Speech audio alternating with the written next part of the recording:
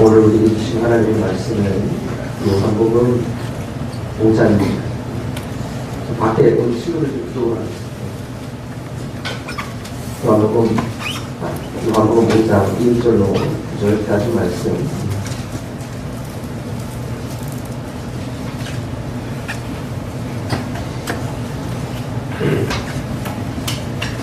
요한복음 5장입니다. 1절로 9절. 신약성경 149년의 말씀을 지난주에 여러분이 함께 교독하도록 하겠습니다. 그 후에 유대인의 명절이 되어 예수께서 예루살렘에 올라가신다.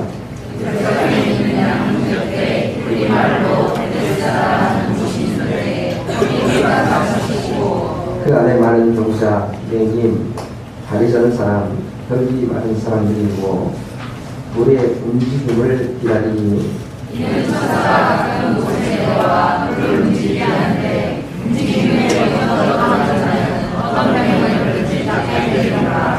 거기 38회 된 병자가 있더라. 예수께서 그 눈물을 주시고 병이 벌써 오래되다 나시고 내가 나타나지 않느냐. 병자가 대답하되 주여 물이 움직일 때 나를 못에 넣어주는 사람이 없어 내가 가는 동안에 다른 사람이 먼저 내려가나이다. 같이요. 그 사람이 곧 나서 자기를 두고 걸어간다. 아멘. 교회 소식 여러분 주보를 보시기 바랍니다. 12월 말씀 주제도 11월 동일하게 바이블랜드. 오늘은 대림절 첫째 주일이면서 베데스다라는 하나님의 이 땅 그리고 여기에 있었던 38년 된 환자에 대한 고백으로 우리가 말씀을 나누길 바라고 이번 주까지 각 기간은 총회를 통해서 16년도를 이끌어간 임원들을 선출해서 제게 알려주시면 좋겠습니다. 뒤에 보시면 교사와 찬양대원 모집 그리고 자원하는 신청서가 준비되어져 있습니다. 2016년도에 찬양대원과 교사로 아름답게 헌신하시고 또 수고롭게 헌신하신 분들은 신청서를 작성하셔서 주일학교 교장 선생님과 또 찬양대 예배부장님께 제출해 주시면 좋겠습니다. 자녀들의 진로와 바른 선택 또 세월제를 포함하고 교회를 위해서 기도해 주시고 12월 둘째 주에 새 계획과 또 2015년도 결산 부부가 있을 예정입니다. 15년 성경 율동 학교를 여러분 잘 마무리해 주시고요. 오늘은 자녀들과 함께 드리는 온 세대 예배입니다. 경건한 예배가 될 수 있도록 여러분 다시 휴대폰을 꺼주시고 그리고 예배에 집중할 수 있는 시간이 될 수 있기 바랍니다. 게시판에 보시면 성탄 전야 발표에 대한 교육이 게시되어 있습니다.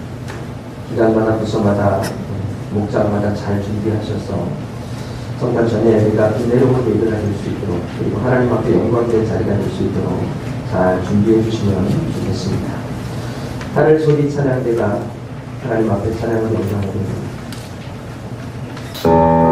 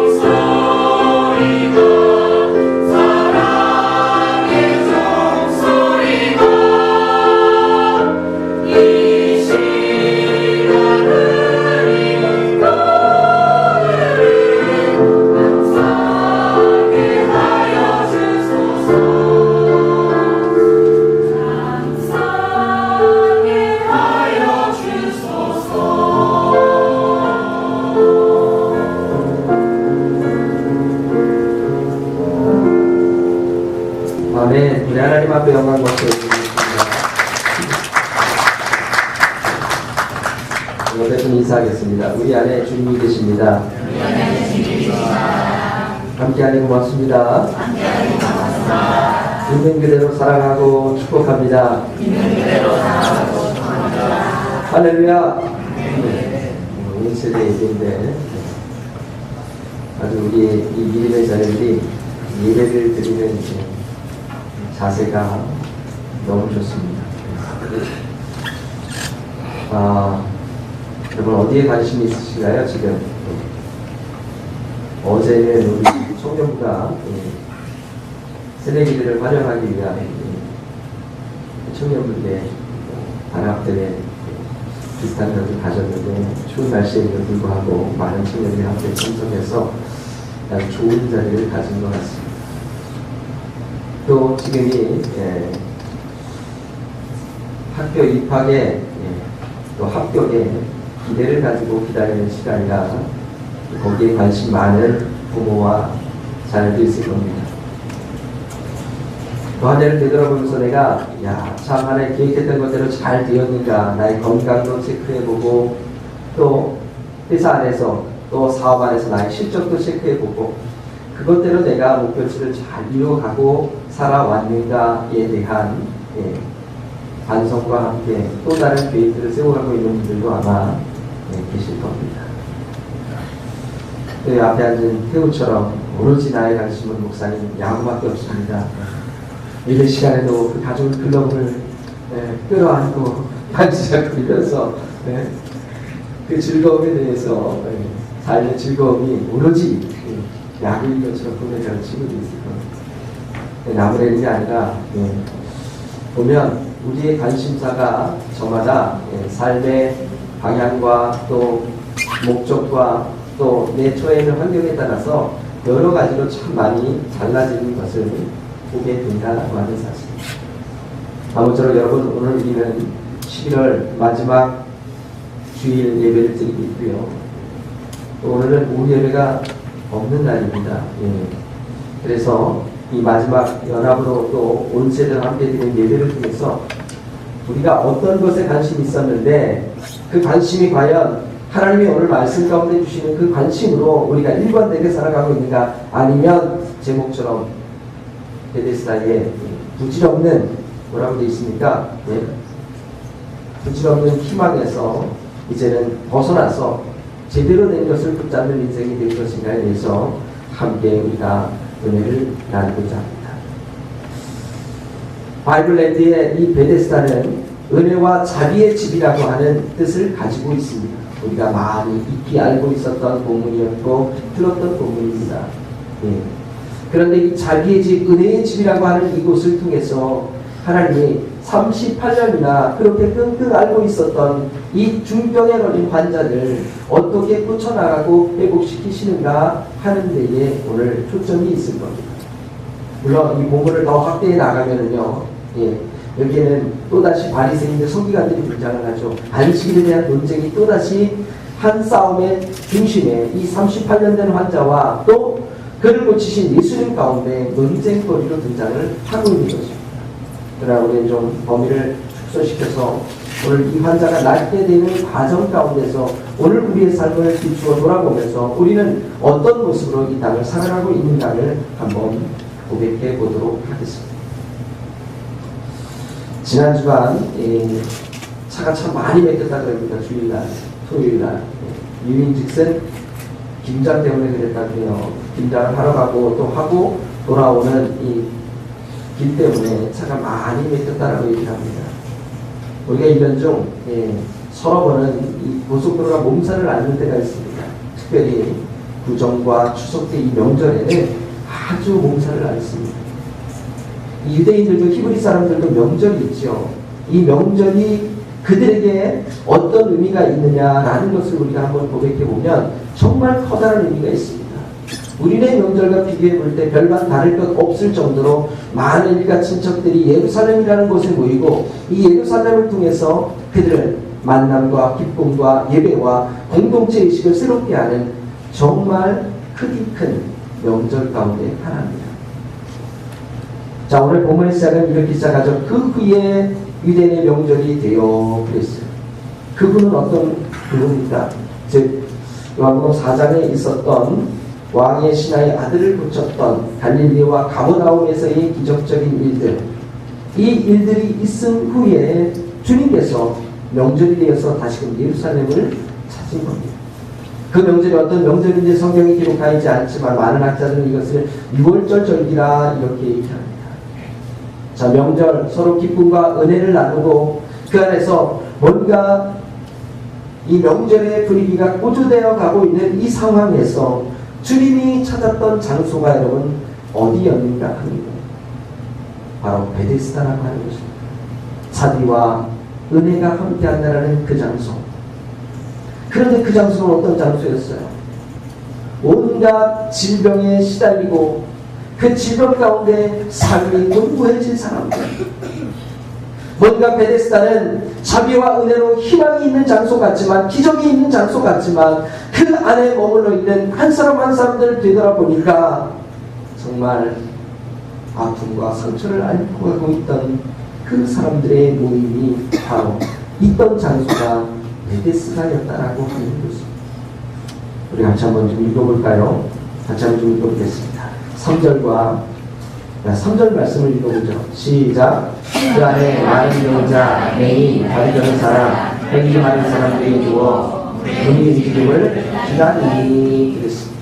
자, 여기 많은 병자라고 하는 이 병자라는 단어는 헬라어로 아스데네오라고 하는 단어를 쓰고 있습니다. 연약하고 무력한 자라고 하는 뜻을 가지고 있습니다. 혈기 마른이라고 하는 이 크세론이라는 단어는요, 말 그대로 마비로 인하여 온몸 사지가 말라버렸다라고 하는 거죠. 즉 베데스다 연못가라고 하는 곳에 행각 5이 있고 깊은 우물 2개가 있고 그 물은 어디로요? 예루살렘 성 안으로 흘러들어가는 인공 연못입니다.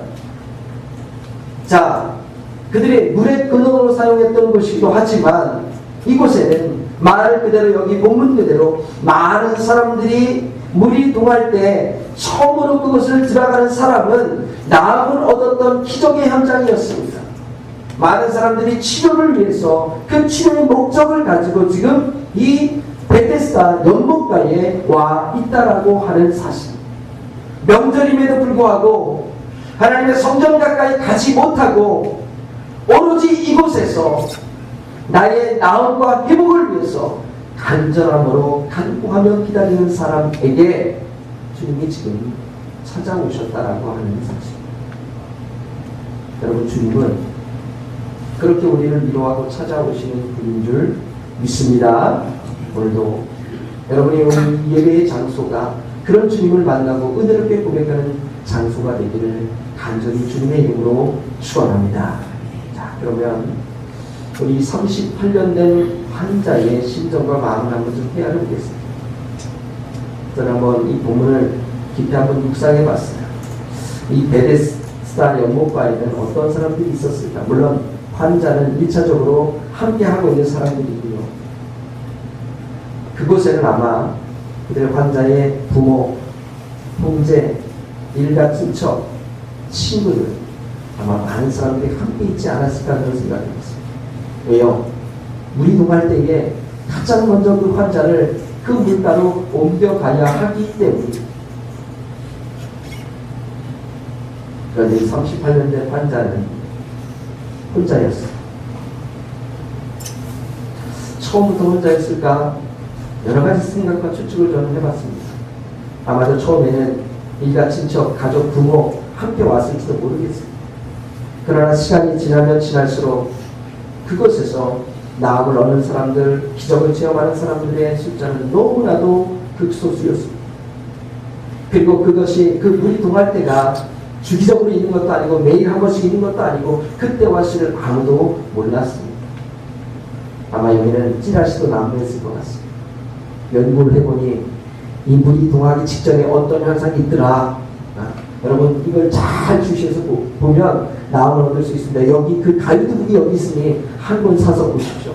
이런 분들도 아마 있을지 모르겠다라는 생각까지도 저는 해봤습니다. 어찌됐든 혈기 마르고 38년 동안 중환병에 있었다라고 하는 이 사람은 쉽게 그 물이 동할 때에 혼자서 그 자리에 가기는 쉽지 않았을 거다 하는 겁니다. 저 같으면 아마 부모나 친척 자녀들까지 다 동원해서 그 자리를 지키고 있으라 그랬을 거예요. 자, 우리 같이 집중하고 보고 있다가 움직이면 나를 재빨리 넣어줘야 한다라고 신신당부를 했을 겁니다. 긴 시간, 여러분 기병이 혼자 없다고요? 예. 많은 시간 아프고 괴로우니까 우리가 친척, 부모, 가족도 다 떠나고 이 38년 된 환자는 혼자 그 자리에 머물고 있더라라고 하는 겁니다. 중요한 것은 여러분, 오늘 주님이 말씀하신 겁니다. 우리 같이 한번 좀 읽어보죠. 8절 말씀 좀 읽어볼까요? 시작. 예수께서 이르시되 일어나 네 자리를 들고 걸어가라 하시니. 어찌 보면 결론적인 말씀이지만 여기 네 자리가 있어요. 38년 된 환자는 자리가 있어요. 깔고 앉았던 자리가 있어요. 불편했겠죠, 그곳이.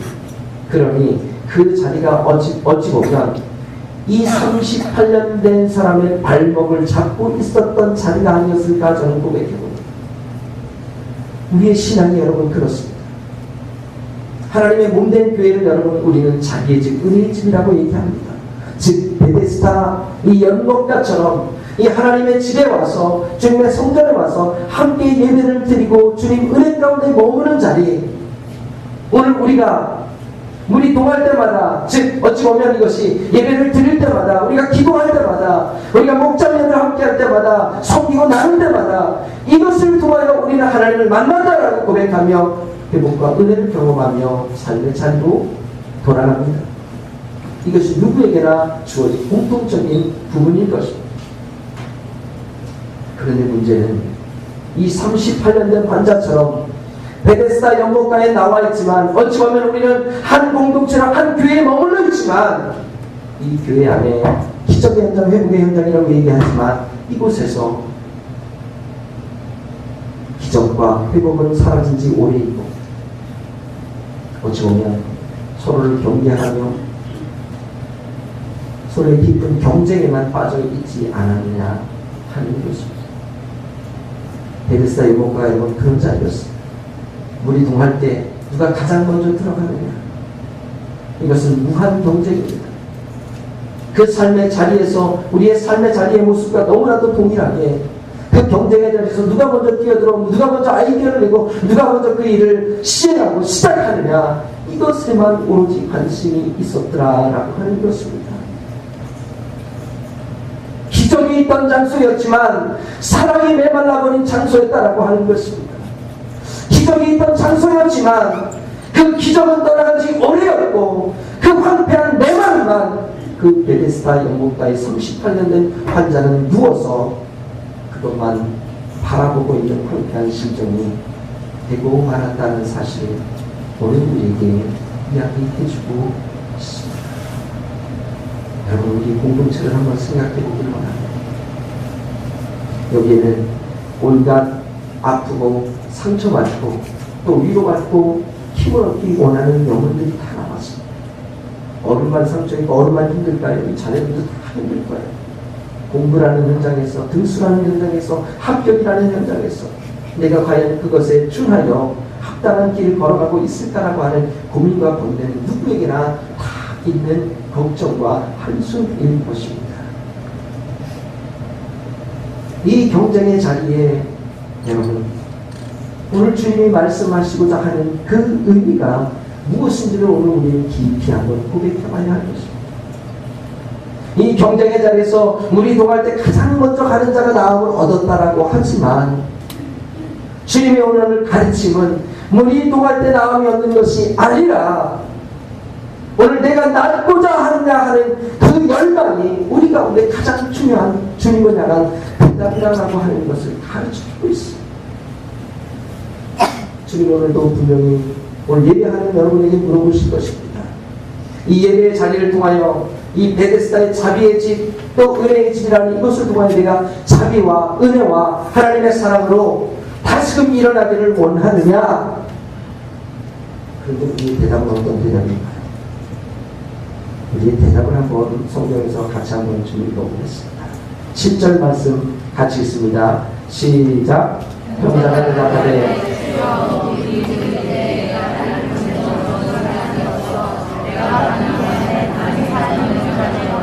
아멘. 여러분, 이것이 우리의 대답입니다. 주님의 물음은 오늘 내가 은혜 받기를 원하느냐, 주의 말씀을 온전히 듣기를 원하느냐, 그리고 그 말씀대로 살기를 원하느냐라고 하는 것이 주님의 질문인데, 우리의 대답은 온통 피우게만 되고 있는 겁니다. 주님, 내가 은혜 받고 말씀 순종하고 그 뜻대로 살기를 원하는데 나로 하여금 그렇게 해주는 자가 없나이다 라고 하는 거예요. 나를 그렇게 세워주는 자가 없고, 나를 그렇게 위로해주는 자가 없고, 나를 그렇게 사랑의 대화들을 해주는 자가 없습니다. 어찌 보면 내가 목사님께 그걸 부탁했는데 목사님이 그걸 들어주지 않았습니다. 내가 권사님께 이 부탁을 했는데 이 권사님이 들어주지 않았고요. 이 집사님에게 이 부탁을 했는데 집사님이 들어주지 않아서 나를 은혜 받지 못하고 말씀 듣지 못하고 순종하지 못하고 그 주신 사명을 감당하지 못하고 있습니다라고 하는 온갖 핑계를 여러분 대고 있는 것. 나을 수 있을까요? 은혜 받을 수 있을까요? 회복될 수 있을까요? 즉, 물이 동하는 데만 초점을 두고 있으면 결코 그 인생은 거기까지밖에 살 수 없다라고 하는 것을 오늘 부모님 우리에게 말씀해 주고 있습니다.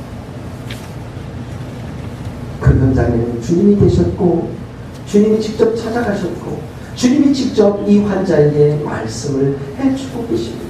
내가 낫기를 원하느냐? 핑계대고 있는 인생에게 주님은 오늘 8절에 말씀하신 것처럼 일어나 내 자리를 들고 걸어가라. 이것이 내가 나을 수 있는 길이야. 물이 움직여서 나가는 것이 아니라 일어나 내가 내 자리를 걸어갈 때에, 들고 걸어갈 때에 너는 나을 수 있어라고 하는 수동적인 삶에서 능동적인 삶으로 주님이 바꾸어 주시고 그 삶을 고백할 때에 나음을 얻었다라고 하는 것을 말씀해주고 계십니다. 여러분 삶의 어깨에 짐은 어떤 짐입니까? 어느 일에서 자녀를 낳으면 이 자녀 때문에 삶에 무거운 짐이 있다라고 얘기하죠.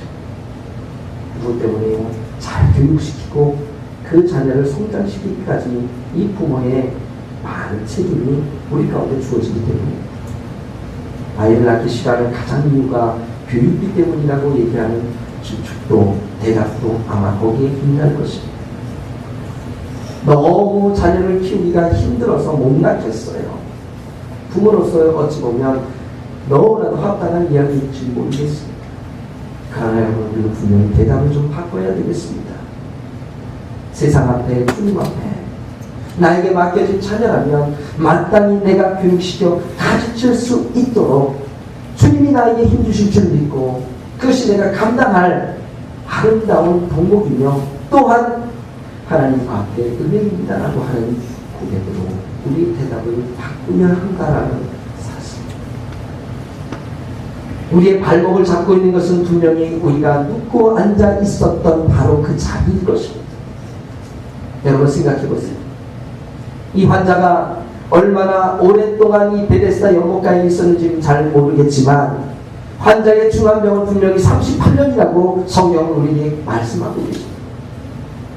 그러니 38년 동안 아파오다가 또 베데스다 연못가로 옮겨와서 이 긴 시간 동안 자기가 깔고 앉아 누웠던 이 자리 분명히 색깔이 바랬고 쾌쾌해 묵은 냄새가 진동을 할 것입니다.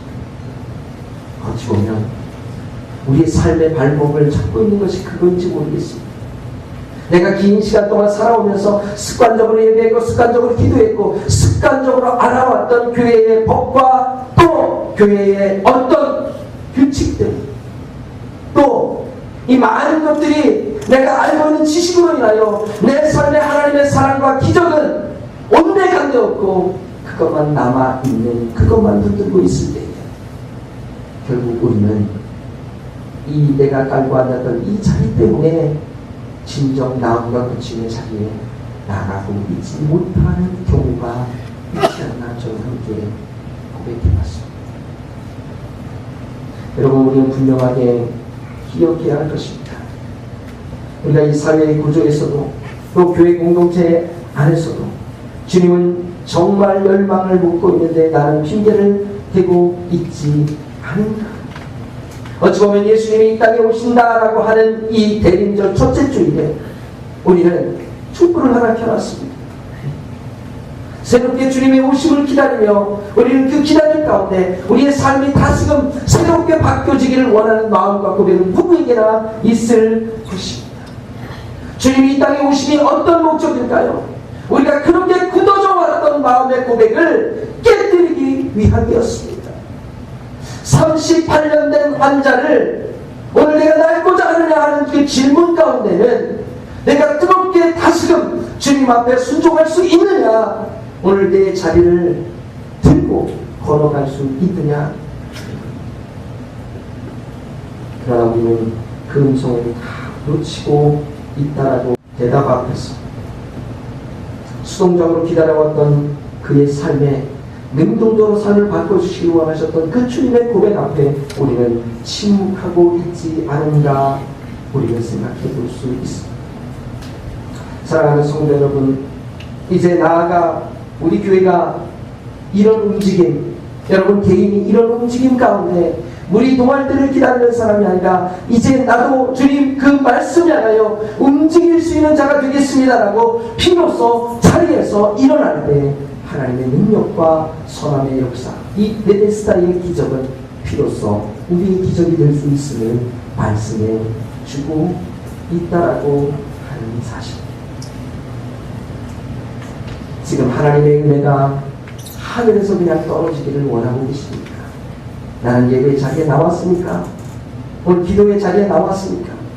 그래도 나는 그 자리에 앉아 있습니까? 나에게 하나님의 은혜가 임할 거야. 물론 그런 마음 가운데도 하나님의 은혜는 잠잠하게 임하는 줄 압니다. 하지만 우리 동할 때를 기다리고 있는 자에게 기적의 현장에 나와는 있지만 그 기적이 자기 몫이 되지 않는 것은 이제는 내가 수동적인 삶에서 능동적인 삶으로 바꿔갈 수 있는 그 은혜가, 그 간구함이, 그 능동적인 삶의 고백이 우리와 진정으로 함께할 때 하나님의 역사는 이루어질 수 있음을 주님 교훈하기 위하여 오늘 이 베데스다 연복한 이 명절의 기쁨과 환호로 함께했던 이 가장 기쁜 명절에 가장 아프고 상처받은 사람들을 찾아가서 오늘 그들을 위로하고 계시다라고 하는 사실. 사랑하는 성도 여러분, 대림절로 시작된 주님의 이 땅에 오신 성탄절의 그날까지는 정말 교회로서는 큰 축제의 날들이고 환호의 날들이고 은혜의 날을 기다리는 소망하는 날들입니다. 그때 우리가 이 기쁨 안에 들떠 있을 사이에 여러분 어찌 보면 우리 주위에 너무나도 소외되고 아프고 그 깊은 상처로 인하여 회복되지 못하는 영혼들이 있습니다. 오늘 그 영혼들을 향해서 여러분 따뜻한 주님의 사랑의 손길을 내어밀 수 있는 여러분이 되기를 간절히 주님의 이름으로 축원하고 부탁을 드립니다. 그 손길이 내밀어질 때, 그 손길이 아픈 사람에게 다다를 때 비로소 우리에게는 이 베데스다의 기적과 같은 은혜의 삶이, 자기의 삶이 우리가 비로소 함께하는 공동체 안에 머문다라고 고백할 수 있을 것입니다. 여러분 모든 문제를 가지고 오늘도 교회에 나오셨을 것입니다. 그 문제의 해결은 우리 동할 때가 아니라 다시 한번 주님을 만나고 주님께 우리의 시선을 돌릴 때입니다.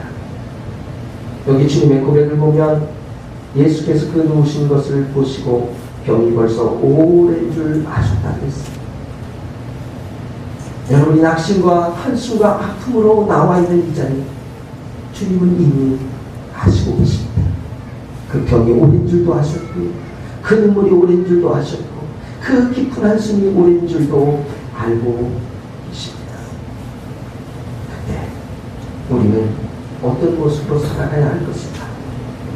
오늘 이 38년 된 환자처럼 내 무엇던 자리를 벌떡 들고 일어나서 하나님의 영광과 은혜가 가득한 그 자리에 여러분이 함께 머물 때 비로소 우리는 회복했다, 쉬운했다, 그리고 일어났다라고 하는 참된 주님의 사랑의 의미들을 고백하며 나아가는 은혜의 집에 머물 줄 믿습니다. 여러분 그 고백을 가지고 이 한 주간 살아가시고 또 대림절을 그렇게 은혜 가운데 보내실 수 있는 사랑하는 성도 여러분 다 되어지기를 간절히 주님의 이름으로 축원합니다. 저는 자녀 여러분과 함께 좀 드리고 싶습니다. 나의 등 뒤에서 나를 도우시는 주, 나의 인생길에서 지치고 고나여 매일처럼 주저앉고 싶을 때 주님 나를 밀어주십니다. 세워주십니다. 회복케 하십니다. 그 은혜를 가지고 우리가 함께 일어나 걸을 수 있도록 주님 우리에게 은혜를 주옵소서. 함께 찬양하며 나아가겠습니다.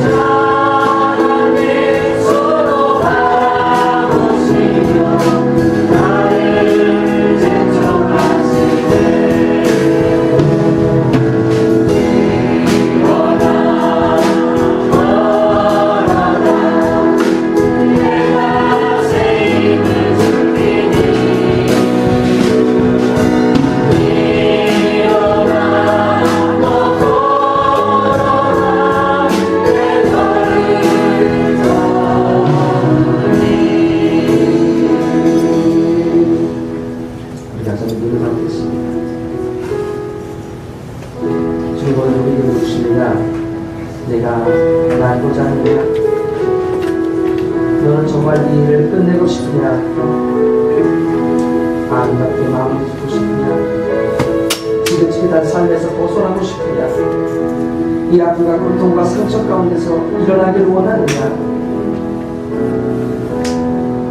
이 대답 앞에 우리는 어떤 고백으로 하나님 앞에 대답하고 싶습니다.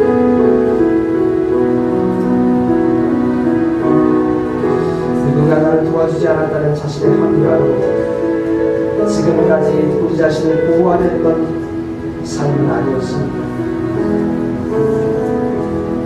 수동적으로 기다려왔던 삶은 아니었습니다. 주님의 은혜의 고백은 이제 내가 스스로 움직여 굳어져 왔던 몸, 아니 수십 년 동안 신앙생활 속에서 완악해왔던 나의 마음, 버릇과 습관과 행동, 아무 사랑의 흔적도 발견하지 못하는 그곳에 내가 서 있는 것이 옳으냐 라고 하는 주님의 질문 앞에 오늘 우리는 그동안 깔고 누워왔던 자리를 들고 주님의 말씀에 순종하여 걸어가야 할 것입니다. 일어나야 할 것입니다. 이제 남겨져 왔던 내 흔적들을 모조리 들고 새로운 삶의 방향으로 자리를 옮겨야 할 것입니다. 주님 나에게 날마다 도우시는 은혜가 가득하도록 인도해 주시고 그 은혜로 멈추지 않고 주님을 향하여 나아갈 수 있는 놀라운 능력과 기적이 우리에게 임하게 하여 주시옵소서. 우리 간절한 마음으로 함께 우리 삶을 돌아보며 기도하겠습니다.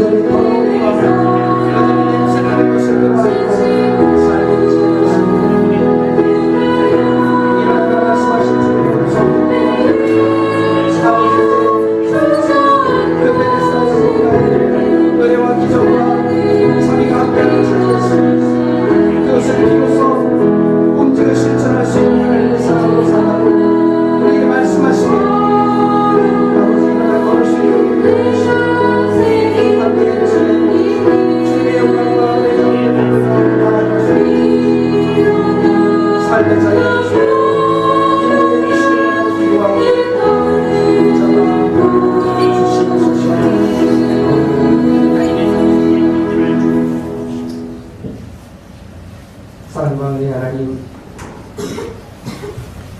지난날의 깊은 아픔과 병 중에서 또한 내가 주님 안에 거하지만 그 깔고 누웠던 내 자리를 생각해보면 세상에 아버지 하나님의 아픔과 상처들 가운데서 온전하게 주님께 맡기지 못했던 아픔의 상처들의 자리만이 남아있음을 봅니다.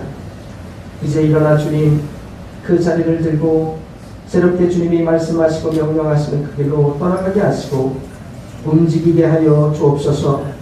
수동적인 삶이 아닌 능동적인 삶이 되게 하시고 주님 앞에 영광된 삶으로 나아가 하나님의 기쁨이 될 수 있도록 인도해 주시기를 원하고 기도합니다.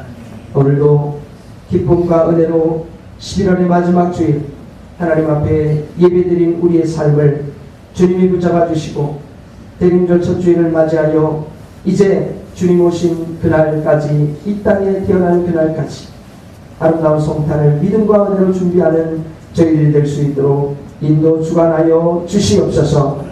한 주간의 기쁜 삶을 은혜로 고백하며 주님 앞에 올려드린 예물이 있습니다. 기쁨으로 주님이 받으시고 우리의 삶의 흔적에 아름다움만 머물 수 있도록 주님 인도하여 주옵소서. 감사드리며 예수님의 이름으로 기도하옵나이다. 아멘. 자리에서 일어나겠습니다. 620장 우리 옆에 또 축복하고 찬양하고 축복함으로 예배를 마치겠습니다.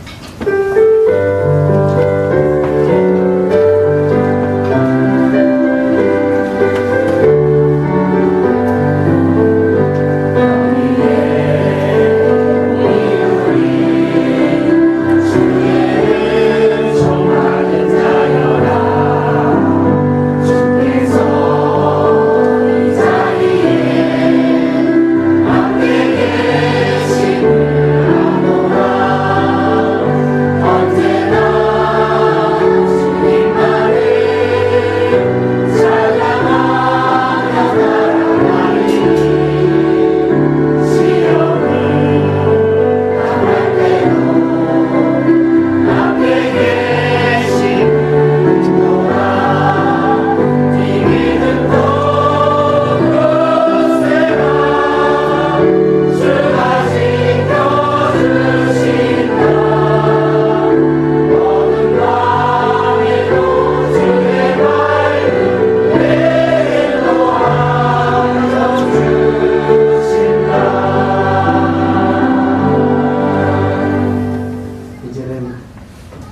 우리 주 예수 그리스도의 은혜와 하나님 아버지 크고 많으신 사랑과 성령의 미로 교통하시며 지키시며 함께하시는 놀라우신 은총이 오늘 베데스다의 아름다운 사비와 은혜가 머무는 자리에 가기 위하여 우리의 근현생하던 자리들을 들고 일어나 가라 하신 말씀을 듣고 하나님 나를 오늘 어떤 지난날의 삶의 굴레에서 이제 벗어나 주님의 참 은혜와 사랑이 머무는 그곳에 함께 하겠습니다.